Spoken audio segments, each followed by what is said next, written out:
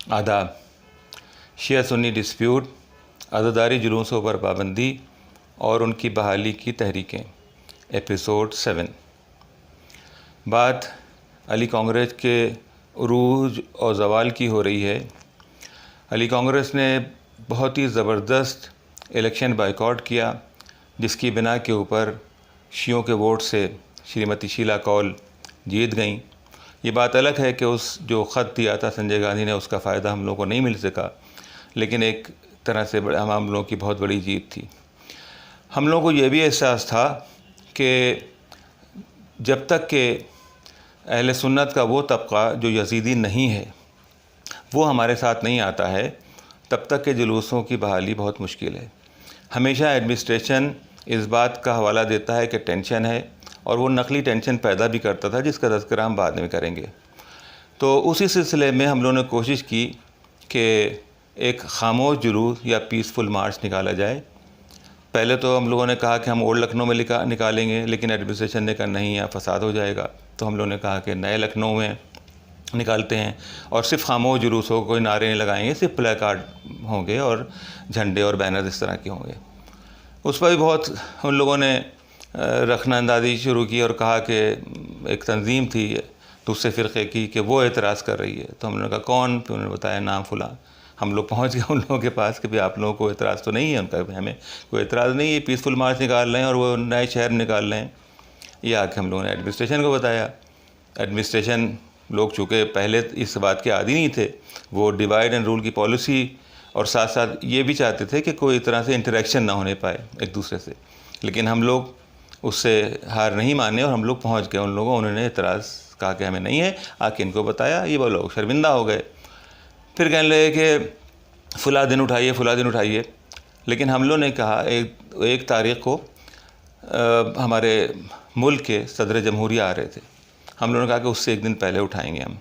कहा नहीं, आपको हम एक दिन बाद परमिशन देंगे। हम लोग को मालूम था कि ये एडमिनिस्ट्रेशन किस तरह की चालें चलता है। हम लोगों ने कहा आपको एक दिन पहले अगर देना है तो दीजिए, अदरवाइज़ फिर हम लोग काले झंडे दिखाएंगे। अब वो मजबूर हो गए और ज़ाहिर है कि काफ़ी उससे वो उनकी इंसल्ट भी हुई, क्योंकि हम लोगों ने ऑलरेडी उनकी चोरी जो उन्होंने कहा था कि दूसरे फ़िरक़ा जो है वो एतराज़ कर रहा है, वो पकड़ गई चोरी उनकी। बहरहाल उन्होंने परमिशन दे दी और वहाँ पर हज़रतगंज से हम लोगों ने एक बहुत बड़ा जुलूस निकाला। और उस जुलूस में सिर्फ बैनर्स थे कि we want peace, we want solution, इस तरह के थे। और ये जुलूस बहुत बड़ी तादाद में, उसमें औरतें तो शामिल नहीं थी, लेकिन साइड में औरतें भी थीं। और हम लोग लेकर निकले जुलूस में। हम लोग आगे बढ़े और आगे जाकर इत्तला मिली कि पुराने लखनऊ में फ़साद हो गया। हम लोग समझ गए कि ये जो एडमिनिस्ट्रेशन को ज़ाहिर है कि उनको एक तरह से इंसल्ट हुई है, उसका बदला ले रहे हैं। पर फिर भी किस तरह से जुलूस को हम लोगों ने इख्तिताम पजीर कराया, कोई वहाँ फ़साद नहीं हुआ और सब लोग अपने अपने घरों को रवाना हो गए। अब आगे की किस्तों में बताएंगे कि किस तरह से हम लोगों ने शिया सुन्नी दूरी कम की और किस तरह से एहतजाज भी किए, और उसके बाद हम लोगों को किस तरह से कामयाबी हासिल हुई। अब इसका दूसरा हिस्सा है अली कांग्रेस की उरूज और ज़वाल। उरूज आपने देख लिया। अब ज़वाल की जो शुरुआत हुई वो कुछ इस तरह से हुई कि जो अली कांग्रेस के रूह रवां लड़के थे और वो अपने अपनी ज़रूरतों से, कोई पढ़ाई से, कोई नौकरी से शहरों से बाहर जा चुके थे। अब हम लोगों को एक ऐसा आदमी की तलाश थी जो ईमानदार हो, शरीफ हो और निडर भी हो। हमारे दोस्त यसा मरहूम एक वकील साहब को लेकर आए और कहा कि ये तमाम चीज़ों पर पूरा उतरते हैं। तो वाकई में नहायत शरीफ थे, नहायत ईमानदार थे, बहुत ही आला ख़ानदान से उनका ताल्लुक़ था। तो हम लोगों ने उनसे कहा कि देखिए यहाँ तो जेल जाने की नौबत आती है, आप इतना समझ लीजिए।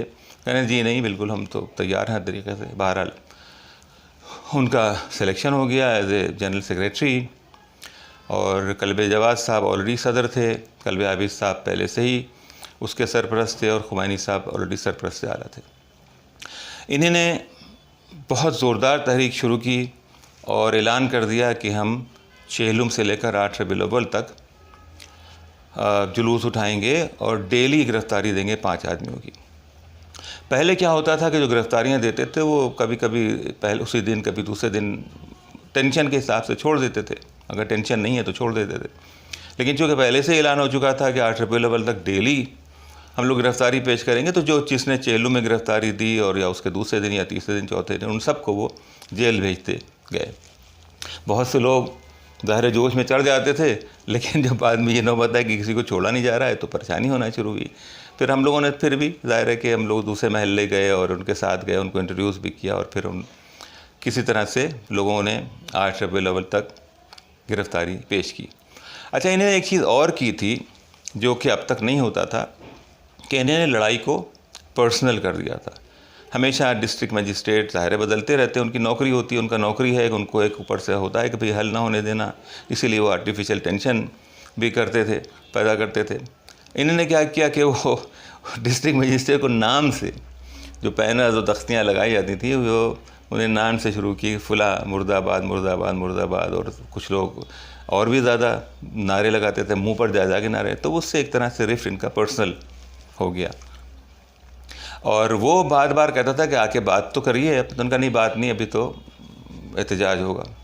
बहरहाल तो एक टेंशन बढ़ गया। खैर एक बात और बता दें कि ये इससे पहले भी इन्होंने काफ़ी एहतजाजात किए थे, जो ये 20 तारीख चेहलुम से लेकर 8 रबीउल अव्वल तक, लेकिन ये जो है वो काफ़ी एक दिलचस्प मोड़ लेगा, अभी आप देखेंगे। तो अब ज़ाहिर है कि फिर 8 रबीउल अव्वल तक एहतजाज होते रहे, डेली गिरफ़्तार होते गए और लोग जेलों में जाते रहे। 8 रबीउल अव्वल को इन्होंने ख़ुद गिरफ़्तारी पेश की। ये जो गिरफ़्तारी पेश की तो इसके बाद 9 को तमाम दूसरे जो भी गिरफ़्तारी पेश कर चुके थे चेहलुम से लेकर 8 तक, उनको 9 को सबको छोड़ दिया, लेकिन इनको नहीं छोड़ा। डीएम को बदला अपना लेना था। अब इनको क्या किया कि इनको दूसरे शहर भेज दिया और हर 14 दिन पर इनको यहाँ पर लेके आते थे और फिर रिमांड लेके फिर इनको दफ़ाएँ कोई ख़ास नहीं लगाई जाती, लेकिन वही के वो जो दफ़ा 144 तोड़ने को होता है, 188 वाली शायद होती है, या और नक़्ज़ अमन, इस तरह से करके इनको रखे गए। इस दरमियान क्या हुआ, अच्छा थे तो ये वकील साहब, लेकिन इनका कारोबार कुछ लोहे का कारखाना था, तो इनके ज़ाहिर है कि ज़रूरियात भी थी और बच्चे और बीवी जो भी थी। एडमिनिस्ट्रेशन ने इसे 2 तरह के फ़ायदे उठाए। एक तो ये फ़ायदा उठाया उसने कि आपस में रिफ्ट पैदा कर दी। उनकी अहलिया हम लोगों के घरों में आती थी और काफ़ी नाराज़ होती थी, बुरा भला कहती थी तुम लोग अपने अपने घरों में बैठे वो सो रहे और हमारा शौहर जेल की सलाखों के पीछे है और चटाई पे लेटा हुआ है।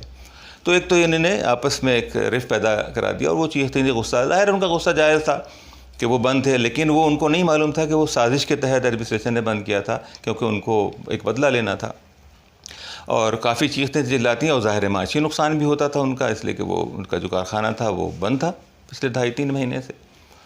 फिर वो दूसरे तरीके से उनको साइकोलॉजिकली वो तोड़ना भी चाहते थे कि देखें कितना मजबूत हैं, इतने दिनों तक अकेले जेल में बंद रहेंगे, क्या होता है।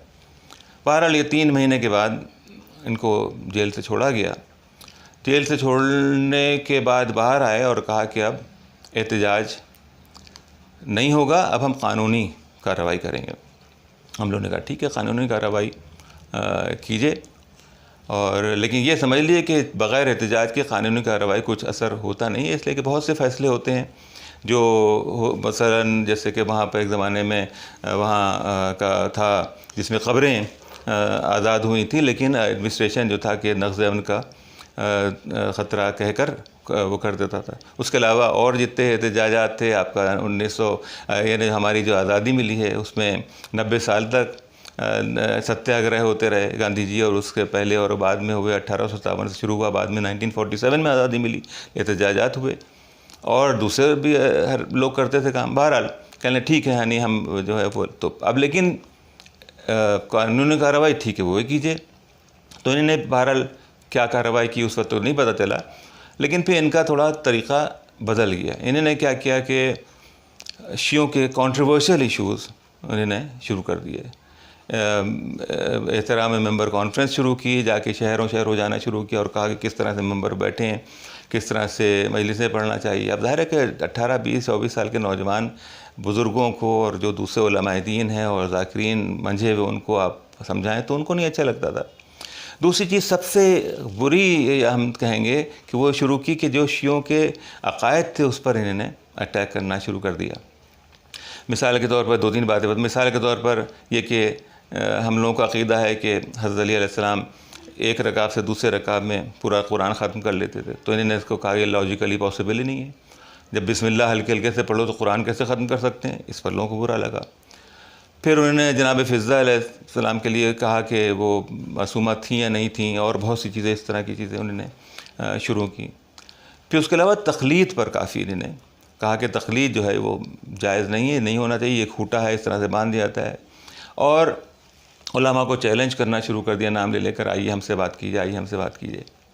तो फिर उस पर भी ज़ाहिर है कि काफ़ी लोग उस पर काफ़ी एक दफ़ा वाक़या तो ये भी हुआ था कि इनको किसी महल्ले में गए थे और कुछ लोगों ने इनके साथ बदतमीज़ी किया, बल्कि मारा पीटा था।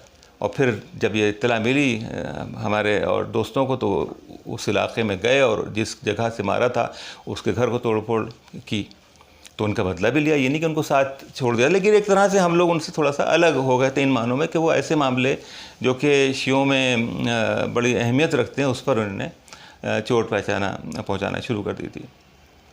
पर ये सब होता रहा, तो हल्के हल्के से हम लोगों उनसे ज़ाहिर है कि दुश्मनी तो हुई नहीं, लेकिन उनसे थोड़ा दूर होना शुरू कर दिया।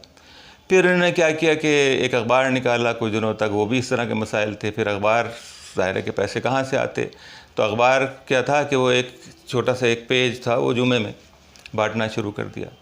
और वो कभी कभी पैसे की किल्लत से वो भी नहीं हो पाता था।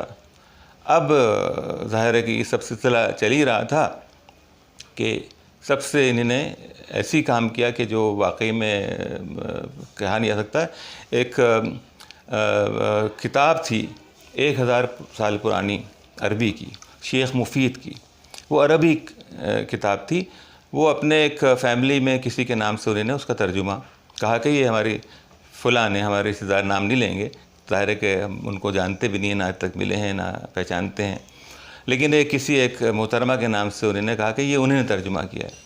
अब ज़ाहिर हम जानते हैं उनको नहीं, लेकिन सुना ये कि वो ज़ाहिर नारी शिक्षा निकेतन की हिंदी मीडियम की पढ़ी हुई हैं। अब वो अरबी का तर्जुमा, वो अरबी जो 1000, आपको पता ही है कि लैंग्वेज बदलती रहती है, जो मीर नीस के ज़माने की उर्दू है वो आज नहीं समझ में आएगी, तो 1000 साल पुरानी अरबिक का कौन तर्जुमा कर सकता है? ख़ुद भी नहीं कर सकते थे ये। लेकिन किसी ने कहा कि ये नदवे में जाके इन्होंने कुरान को ठीक से समझने की कोशिश की, अरबी भी वहीं सीखी, तो इसलिए उनका मिजाज। अब वो किताब का तर्जुमा, एक दो आप उसमें हम चीज़ें बताएंगे, इसलिए कि हमारी ज़बान से निकल ही नहीं सकता है कि इतनी ज़्यादा इमाम हुसैन की शान में उसमें गुस्ताखियाँ हैं। जो तर्जुमा है, हमें असल किताब का नहीं मालूम। उसमें मेन मकसद उस किताब का जो हमारी समझ में आया वो ये था कि इमाम हुसैन अलैहिस्सलाम को एक तरह से माज़अल्लाह ज़िद्दी करार दिया गया था, और उनके तई जो शियों में मोहब्बत है उसको कमी, और यज़ीद के ख़िलाफ़ जो नफ़रत है उसमें कमी पैदा हो। ये एक लुब्बे-लुबाब उस किताब का था। जो लोग पूछना चाहेंगे, हम यहाँ किताब का नाम नहीं लेंगे इसलिए कि हम नहीं चाहेंगे कि अननेसेसरी पब्लिकेशन उसकी ज़्यादा बिक्री हो जाए, लेकिन जिनको इस किताब के बारे में मालूम करना है वो हमसे नाम मालूम कर सकते हैं, किसने लिखा है वो भी, और किस किताब का नाम क्या है वो भी हम बता सकते हैं। अब उस किताब में बहुत चीज़ें थी, उसमें एक दो जैसे हमें याद आ रहा है, बहुत पुरानी किताब थी, शायद ये उसको भी हुए 10-12 साल हो गए छपे हुए, लेकिन उस वक्त हमने काफ़ी उसको डिटेल में पढ़ा था। उस किताब में एक तो ये कि तज़किरा है कि जब ये लोग असीर होकर यज़ीद के दरबार में गए, तो जनाब ज़ैनब अलैहिस्सलाम गईं और उन्होंने अरबी में तकरीर की और कहा कि कुरान से कहा कि देखो तुम हमारे ख़ानदान पर कुरान उतरा है, हमारे नाना पर कुरान उतरा, इस तरह की और बातें की। तो जब वो तकरीर कर चुकी तो यज़ीद ने अपने बेटे से कहा तुम इसका जवाब दो, कुरान से जवाब दो, ये उस किताब में लिखा हुआ है। तो वह बेटा नहीं जवाब दे पाया, तो यज़ीद ने ख़ुद कुरान की आयतें पढ़ीं और उससे साबित किया कि आज जो आपकी सिचुएशन है माज़अल्लाह, वो उसकी पेशीन गोई कुरान में थी। यानी दिल पर चोट लगने वाली शियों का अक़ीदा और ज़ाहिर का जो हकीकत है उससे बिल्कुल अलग है। दूसरी चीज़ उसमें यह है कि इमाम हुसैन की जिस पर शहादत होने वाली थी, उस वक्त अकेले हो गए थे, वो इस भागते फिर रहे थे अपनी जान बचाने के लिए, कभी इस तराई में, कभी इधर के उधर जान बचाते हुए भाग रहे थे। ये कैसे भाग रहे थे भाई? हम लोगों का जो तस्वुर है और जो हकीकत है वो तो आपको सबको पता है। हम ज़ाहिर मसाइब नहीं पढ़ना, लेकिन आपको मालूम है कितना शदीद जंग की, कितनी बहादुरी से उन्हें जंग लड़ी, और उसमें किताब में ये कहा जा रहा है। और तीसरी जो सबसे ज़्यादा तकलीफ़ पहुँचाने वाली थी, उसमें लिखा है कि इमाम हुसैन अलैहिस्सलाम ने उस दिन ताज़ा खिताब लगाया था, और वो जब जंग कर रहे थे तो पसीने से और खून से वो खिताब मुंह पर फैल गया। इससे आगे हम नहीं कहेंगे।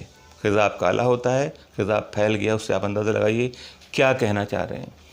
उस वक्त जब ये छपी थी तो अंजुमन मातमी का एक जो तंजीम थी, उसका मैं नाम याद नहीं आया, उसने उस किताब का नाम देकर किसने लिखा है, और जो एक्सर्प्ट थे यानी छोटे छोटे उसके इक़्तिबासात वो लिखे थे पेज नंबर के साथ, पैराग्राफ नंबर के साथ, और उस पर कमेंट्री कि क्या आप ये कहना चाह रहे हैं, और बहुत सी चीज़ें थी हमें याद नहीं। तो बहरहाल ये ऐसी चीज़ हुई कि जिसके बाद से शियों ने एक तरह से उन वकील साहब से बिल्कुल अपना क़त्अ ताल्लुक़ कर लिया, और वो अपना ज़ाहिर है कि उनको मालूम था कि कुछ नहीं हो रहा है, तो फिर वो अपने कुछ और भी मसाइल उनके आ गए थे, जो कारखाना तो उसमें आपस में कुछ हो गया डिस्प्यूट, हम उससे मतलब नहीं हमारा। फिर उन्होंने बहरहाल थोड़ी बहुत वकालत शुरू कर दी, और अली कांग्रेस एक तंजीम के नाम से आता रहा। उनके में तंजीम अली कांग्रेस के नाम से कुछ अखबारात में जब भी कोई इशू होता था तो उस पर कुछ ज्ञान, हम तो कहना चाहिए, बांटते रहते थे वो लोग, 4-5 लोग 6 लोग मिल के, कुछ लोग नहीं भी होते होंगे लेकिन उनका नाम दे दिया जाता था। तो उसको अली कांग्रेस के बजाय तंजीम अली कांग्रेस के नाम से वो लोग अपन पेश करते थे, और रिएक्शन देते थे कि टेबल जैसे पर बैठ के आप लोग ऐसे नहीं ऐसा कीजिए, ऐसा नहीं ऐसा कीजिए। ख़ुद तो कुछ करते नहीं थे, और ख़ास तौर से जवाद साहब जो तहरीक चलाते थे उस पर कमेंट्री होती थी कि आपने ये क्यों किया, वो क्यों किया। हाँ, 1-2 काम उन्होंने ज़रूर किया जब इनका इंतकाल हो गया मरहूम का, खुदा उनको मग़फ़िरत करे। वाकई में नहायत ही शरीफ इंसान थे, नहायत ही मोमिन थे, इसमें कोई शक नहीं है। लेकिन ज़ाहिर है कि इंसान कभी कभी गलतियाँ करता है, या जो भी अंदाज़ बदल जाता है, उस पर हम इनकी शराफत तो कोई शक नहीं कर सकते, ईमानदारी और इनकी जो भी, उस पर कोई शक नहीं है। खुदा न खास्ता कुछ भी हम एक लफ्ज़ भी उनके लिए नहीं कह सकते। नहायत ही मोमिन इंसान भी थे, दाढ़ी भी रखे हुए थे, नमाजी परहेज़गार सब तरह से। तो बहरहाल जब इनका इंतकाल हुआ तो 2-4 कॉन्फ्रेंस हुई थी, इस तरह की कुछ लोगों ने की थी। उसके बाद एक शायद कुछ सिग्नेचर कैंपेन चलाई थी काफ़ी कुछ दिनों पहले। बस उसके अलावा ये हुआ, फिर अली कांग्रेस बस डिब्बे में बंद हो गई एक तरह से, और जो कुछ और लोग थे ज़ाहिर है वो सब शहरों के बाहर थे। और अब आज के तारीख़ में कोई ऐसी तंजीम शियों की नहीं है जो रिप्रेजेंट कर सके। एहतजाज हो रहे हैं और बहुत सी इश्यूज़ हैं वो इंडिविजुअल कर रहे हैं, लेकिन ज़ाहिर है कि तंजीम की एक ज़रूरत होती है। जो लीडर होता है वो गाइड करता है, वो आगे बढ़ता है, लेकिन आज़ा व जवारे जिसे कहना चाहिए, हाथ पैर, वो जो भी तंजीम होती है उसको चलाता है। तो इसलिए कामयाबियाँ बहुत मिली, कल्ब जवाद साहब को मुख्तलिफ मिली, जिसका तज़किरा बाद में होगा। लेकिन बहरहाल आज भी एक ऐसी तंजीम की ज़रूरत है जो अब नहीं है। बस आज इतना ही, इंशाअल्लाह आइंदा और बात होगी। खुदा हाफिज़।